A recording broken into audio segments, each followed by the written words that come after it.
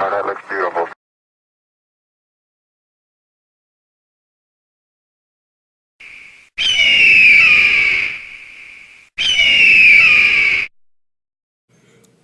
DH, our motto is one team, one flight. DH? We Eagles soar. We're safe, we take ownership of our actions, we have a great attitude, and we're always ready.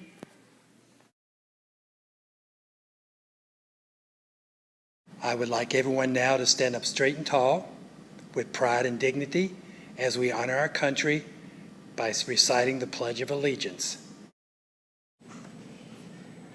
I pledge allegiance to the flag of the United States of America and to the republic for which it stands, one nation, under God, indivisible, with liberty and justice for all. Hi, my name is Carly Sanchez. Performing arts schedule and start dates are instruments band Mondays 3:20 to 4 and starts September 10th. Steel drums Mondays 4 to 4:30 and starts September 10th. Thank you. Hi, my name is Crystal Leonatis, and today for lunch we're going to be having sausage, cheese, and biscuit sandwich, waffles and sausage with syrup, apple juice, hashed brown patty, turkey and cheese sub, cheddar mozzarella salad, blueberries, and frozen strawberries. Hello, my name is Destiny Morales. Campaigning for Student Council office is starting. As a voter, you should use the campaigns of the candidates to see if they are someone you would vote for. In a couple of weeks, we will listen to their campaign speeches and then vote. Good luck to all the candidates, and students, make them earn your vote.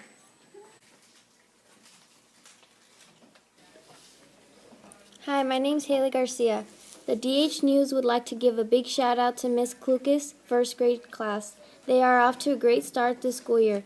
We love our first graders. Thank you, Miss Klukas, for being an awesome first grade teacher.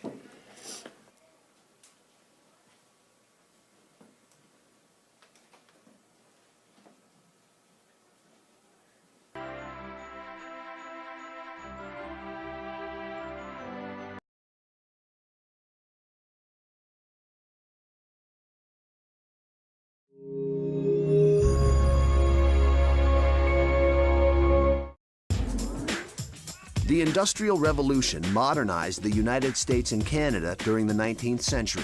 As people enjoyed steady employment, they compromised their rights in the workplace. Longer work hours and pay cuts were imposed. U.S. labor groups began protecting themselves by unionizing.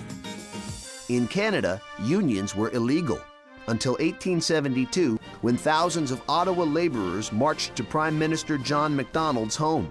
That year, Canada wiped the anti-union law from its books, and the march became an annual Canadian tradition. In 1882, Toronto labor officials invited an American union leader, Peter J. Maguire, to Toronto's labor celebrations. Maguire was so impressed that he suggested a workers' parade to New York City's Central Labor Union. He chose September 5th as the date because it filled the long void between July 4th and Thanksgiving.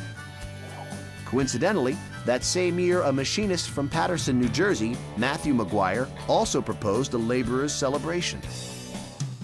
On Tuesday, September 5, 1882, thousands of New York City laborers marched from City Hall to Union Square. They gathered in Reservoir Park for an afternoon of picnics, concerts, and speeches rallying for an 8-hour workday. 2 years later, the Central Labor Union moved the parade to the first Monday in September. They also encouraged all U.S. cities to follow New York's lead and march for the working man's holiday.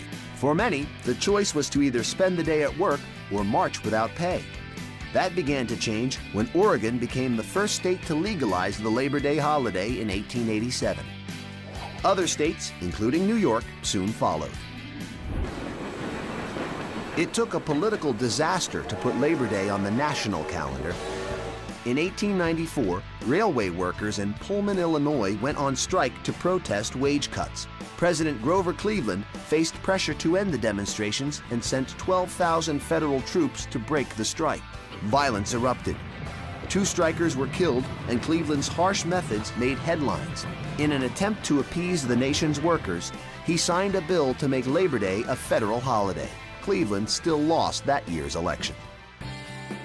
America's workers continued to gain power through the 1950s, when over 1/3 of all labor forces were unionized.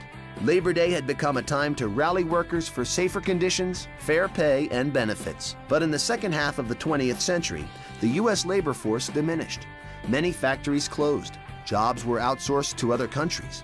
Today, workers still parade through blue-collar neighborhoods on Labor Day, and speeches unite the ever-dwindling labor force.